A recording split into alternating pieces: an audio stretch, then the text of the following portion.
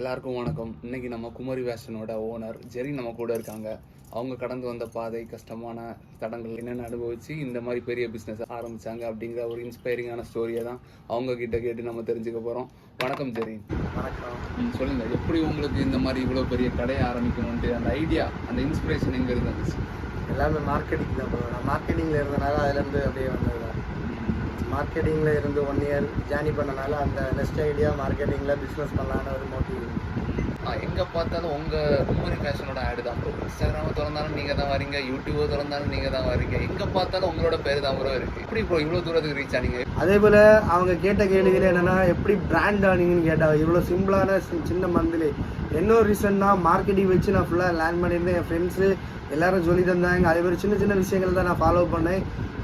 நானே நினச்சி பார்க்க முடியாத அளவு ஒரு 3 டேஸில் ஒரு 5 டேஸ்லேயே நல்ல பீக் லெவலில் ரீச் ஆச்சு. அதே போல் ஸ்டார்டிங்லேருந்து ஸ்ட்ரகிளை தாண்டி நானும் கொஞ்சம் ஃபோக்கஸ் பண்ணேன். நானும் நிறைய கண்டென்ட் வீடியோ போட்டு அப்படி கொஞ்சம் ஸ்ட்ரகிளெல்லாம் தாண்டி நிறைய பேர் என் கூட என் ஃப்ரெண்ட்ஸ்க்கே நிறைய பேர் சொன்னாங்க, இவங்கெல்லாம் பிஸ்னஸை மூடிட்டு போகிறான், லாஸ் ஆக போகுது, சும்மா கொடுக்குறான். அப்படி ஜஸ்ட்டு பிஸ்னஸ் மைண்ட் செட்டு என் ஃபுல்லாக இருந்தனால ஃப்ரெண்ட்ஸ்கிட்ட ஐடியா வச்சு நானும் அதுக்கு ஸ்ட்ரகிளாக இருந்து உழைச்சனால தான் இந்த அளவு ஸ்டாண்டர்டாக என்னால் இருக்க முடியுது.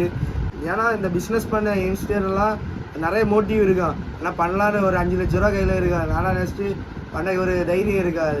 இன்ட்ரெஸ்ட் இருந்தாலே பண்ணிடுங்க ப்ரோ, சும்மாவே பண்ணிடுங்க, காலை போட்டுருங்க.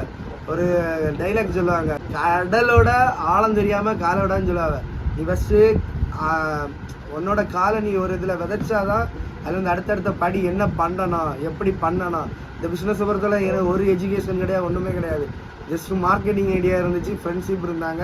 நான் ஒன்றுமே தெரியாமல் ஸ்டார்ட் பண்ணேன். ஆனால் இந்த லெவலில் போயிட்டு எனக்கு கண்டிப்பாக அடுத்தடுத்த போகணும்னு எனக்கு நம்பிக்கை இருக்குது. அப்புறம் இப்போ புதுசாக அந்த மாதிரி பிஸ்னஸ்க்குள்ளே வரணும்னு நினைக்கிறவங்களுக்கு நீங்கள் கொடுக்குற அட்வைஸ் என்னவா இருக்கும்? அவங்க கேட்ட கேள்விக்கு ஒரு சிம்பிளான சின்ன ஆன்சர் தான். யாராலுமே எதுவுமே நம்ம தெரிஞ்சு பண்ணுறதில்ல, தெரியாமல் தான் பண்ணுறோம்.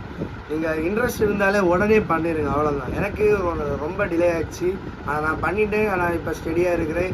உங்களுக்கு இதே மாதிரி ஐடியா வேறு பிஸ்னஸ் ஐடியா இருந்துச்சுன்னா குயிக்காக வீட்டில் என்ன சொல்கிறாங்கன்னா வேண்டாம்னு சொல்லுவாங்க, ஃப்ரெண்ட்ஸ் என்ன சொல்லுவாங்க ஒன்றால் முடியாதுன்னு சொல்லுவாங்க, நிறைய என்ன சொல்லுவாங்க, நம்ம தொடங்கிய நேரம் எல்லாரும் என்ன சொல்லுவாங்க, உன்னால் முடியாது, இது தேவையில்லாத காரியம் அப்படின்னு சொல்லுவாங்க. ஆனால் உனக்கு தெரியும், உனக்கு உள்ள இருக்க தன்னம்பிக்கையில் தான் நீ ஃபஸ்ட்டு ஸ்டெப்பு கால் வைப்பார். அப்புறம் இந்த பிஸ்னஸ் ஆரம்பிக்கிறது உங்களுக்கு முதல்ல முதலீடு எவ்வளோ இன்வெஸ்ட்மெண்ட் தேவைப்பட்டுச்சு? கேட்ட கேள்விக்கு சிம்பிளான பதில் தான் மக்களே. யாரும் பயந்துடாதுங்க. அந்த பிஸ்னஸை பொறுத்தவரை நிறைய இன்வெஸ்ட்மெண்ட் ஆகும், ப்ராஃபிட்டு கிடைக்கும், கிடைக்காமலும் இருக்கலாம். ஏன்னா ஸ்டார்டிங் ஒரு 10 lakhs பண்ணேன், அதுக்கடுத்து ஒரு 5 lakhs, அதுக்கடுத்து மொத்தம் டோட்டலாக ஒரு 35 லட்சம் கரெக்டாக ஆகியிருக்கும். அப்புறம் இப்போ நீங்கள் இவ்வளோ சக்ஸஸ்